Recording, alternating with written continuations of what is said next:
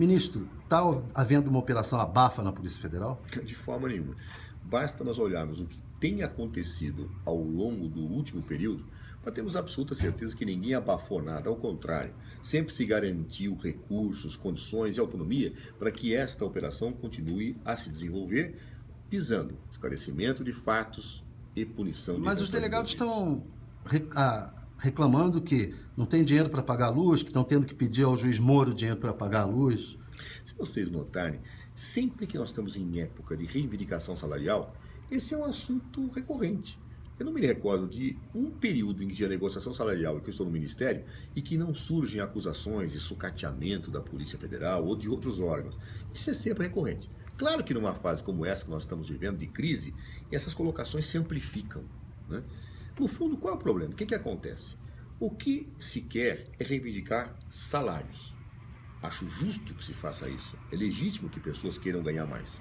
Mas é claro que quando se fala, por exemplo, de um órgão como a Polícia Federal, em que o salário inicial é em torno de 16 mil reais e o maior salário em torno de 22 mil reais, isto bruto, sem outros acréscimos, como diárias e outras vantagens pecuniárias, o que acaba acontecendo é que é difícil dialogar em relação a aumentos com a sociedade que nesse momento passa por privações, passa por cortes. Então, a estratégia sindical que se utiliza é estabelecer uma pressão através de certas colocações para, no bojo de uma acusação de que há um sucateamento, se buscar pleitear o não sucateamento através de um ganho salarial. Essa é a estratégia. Mas então estão usando a Operação Lava Jato para tentar aumento salarial, é isso? Está se usando uma versão absolutamente estapafúrdia de que teria uma política deliberada para asfixiar uma investigação. E quais são os fatos que se citam? O fato que se cita é um corte orçamentário que não foi feito pelo Poder Executivo, foi feito pelo Congresso Nacional e com uma característica. Mesmo quando saiu o relatório sinalizando que haveria um corte esse que também não deixa o orçamento da Polícia Federal muito distante daquele que foi o orçamento executado em 2014.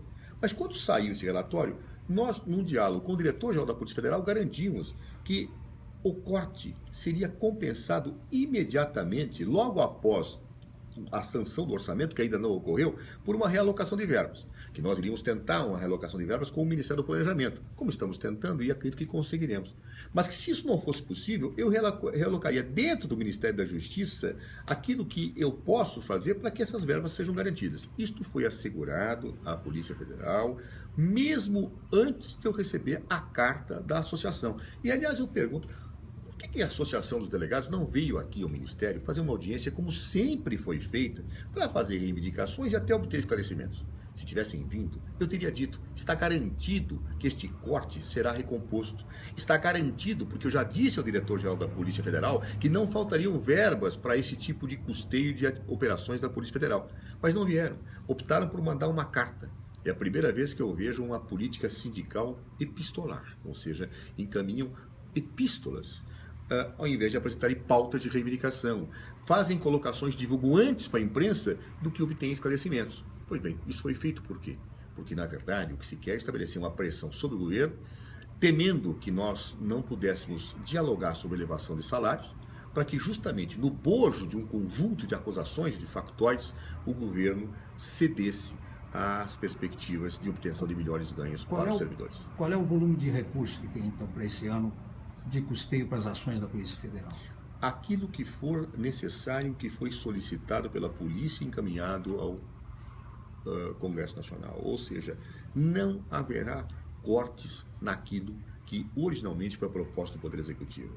Se houve corte no Congresso Nacional, eu me responsabilizo por realocar estas verbas vindas do Ministério do Planejamento ou do Ministério da Justiça. E repito, isso foi dito por mim ao senhor diretor-geral da Polícia Federal, Dr. Leandro Aiello Coimbra, antes do envio da carta à Associação dos Delegados, ou seja, é uma posição do governo, do Ministério da Justiça. Não faltará recursos para a Operação Lava Jato ou para as operações que estão sendo feitas nesse momento e que são muito importantes para o país.